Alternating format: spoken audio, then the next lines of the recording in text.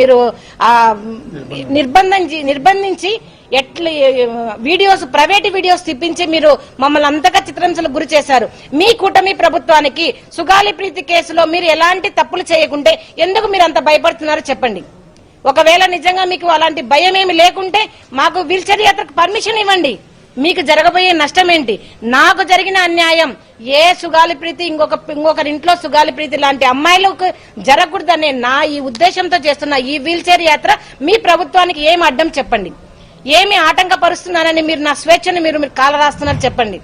పవన్ కళ్యాణ్ గారు మీకు ఒకటే చెప్తున్నాను, మరి మీరు కూటమి ప్రభుత్వంతో మీరు ప్రశ్నించి నా సుగాలి ప్రీతి కేసుకి న్యాయం చేస్తారా లేదా ఇదే ప్రెస్ మీట్ లో మీరు ఒప్పుకోండి. లేదు కేవలం సుగాలి ప్రీతి కేసు నేను ఓట్లకు మాత్రమే వాడుకున్నాను, ఆ అమ్మాయికి న్యాయం చేయడానికి కాదు అని మీరు ఒప్పుకోండి. మరి మీరు అన్నారు జగన్మోహన్ రెడ్డి దగ్గరికి మీరు అన్నగారి దగ్గరికి ఎలా వెళ్తారు, మేము ఎలా పంపిస్తాము అని మీరు గాదా వెంకటేశ్వరరావు గారితో నాకు మీరు వార్నింగ్ ఇప్పించారే, బయటికి ఎలా వస్తారో చూస్తామన్నారే. మరి ఈ రోజు వచ్చాను, మరి జగన్మోహన్ రెడ్డి గారిని కలిశాను. ఆ అన్నగారు చూపించిన ఆప్యాయత ప్రేమ కానివ్వండి, అసలు ఆ కేసు గురించి ఇప్పటికీ కూడా మర్చిపోలేదు అన్నగారు. మనకి ఆ పీరియడ్ లో జరిగిన 2019 నుంచి మరి జగన్మోహన్ రెడ్డి గారు వచ్చిన పీరియడ్ లో జరిగిన ప్రతి ఒక్క చర్య కూడా ప్రతి ఒక్క రిపోర్టు కూడా అన్నగారికి చూపించడం జరిగింది. అన్నగారు ఇప్పుడు అదే చెప్పారు, మేము మీకు అండగా ఉంటాం, మా లీగల్ టీం మీకు అండగా ఉంటుంది. మీకు ఏదైతే కనుక రావాల్సిన ఎస్సీ ఎస్టీ యాక్ట్ ప్రకారం బెనిఫిట్స్ ఏదైతే ఆపేశారో దాన్ని కూడా మనం పోరాటం చేద్దామని చెప్పడం జరిగింది.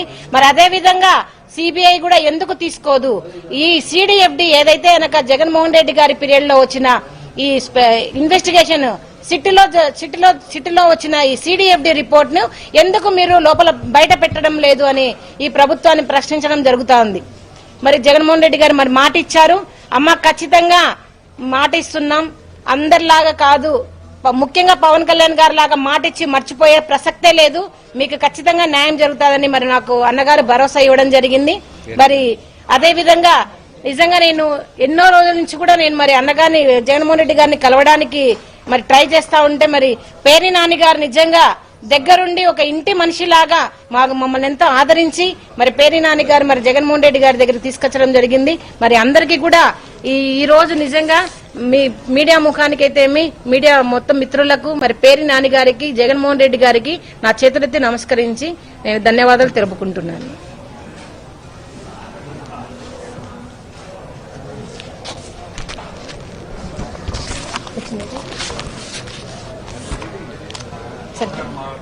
మాట్లాడతారా మీరు? మాట్లాడండి, మీరు మాట్లాడండి, నేను మాట్లాడకండి.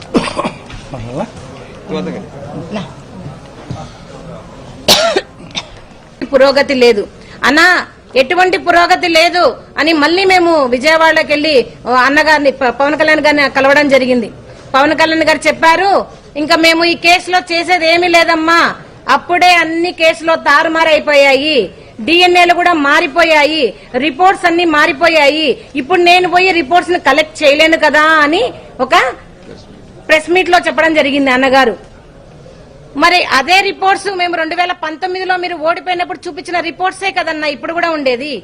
జరిగినది ఎప్పుడు 2017 నుంచి మీరు నిజంగా చెప్పారు తారుమారయ్యాయని. అవును, తారుమారయ్యాయి. ఎప్పుడు జరిగాయి? 2017 నుంచి 2019లో తెలుగుదేశం పార్టీలో మీ ప్రభుత్వంలోనే మరి జరిగాయని ఆ రోజు కూడా మీకు చూపించాను. ముద్దాయిలు టీడీపీకి సంబంధించిన వాళ్ళని మీకు ఫోటోలతో సహా రుజువులతో సహా చూపించాను.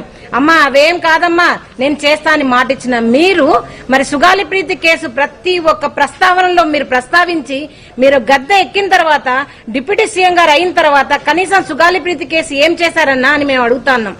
మరి అదే అడిగితే నా మీద మూకు దాడి చేపించారు జన సైనికులతో, వీర మహిళలతో, మరి వాళ్ళ ఇన్ఛార్జీల మినిస్టర్లతో, మంత్రులతో, గాదా వెంకటేశ్వరరావు గారు లాంటి వాళ్ళతో నా హ్యాండిక్యాప్నెస్ ని, నా అవిటితనాన్ని మీరు ఎత్తి చూపించారు, నా కులాన్ని మీరు ఎత్తి చూపించారు. కానీ నేను ఏ దానికి భయపడలేదన్నా. పవన్ కళ్యాణ్ గారు నేను ఒకటే అడుగుతా ఉన్నాను, మరి మీ దగ్గరికి వచ్చినప్పుడు కూడా నేను అవిటిదాన్నే, మీ దగ్గరికి కూడా వచ్చినప్పుడు నేను రెడ్డిదాన్నే, మరి ఎందుకు మీరు నేను న్యాయం చేయండి అని అడిగినప్పుడు మీకు కులం గుర్తొచ్చింది? ఎందుకు మీరు న్యాయం చేయలేరు, మీరు చేయలేకపోతున్నారు అడిగినప్పుడు మీరు మరి నా అవిటితనాన్ని మీరు బయటికి తీసుకురావడం జరిగింది. అంటే అప్పటి వరకు మీరు చెప్పిన మాటలన్నీ, ఇచ్చిన హామీలన్నీ డొల్లనా చెప్పండి. ఎందుకు మీరు సుగాలి ప్రీతి కేసును ఇంతలా వాడుకొని మీరు గద్దెక్కిన తర్వాత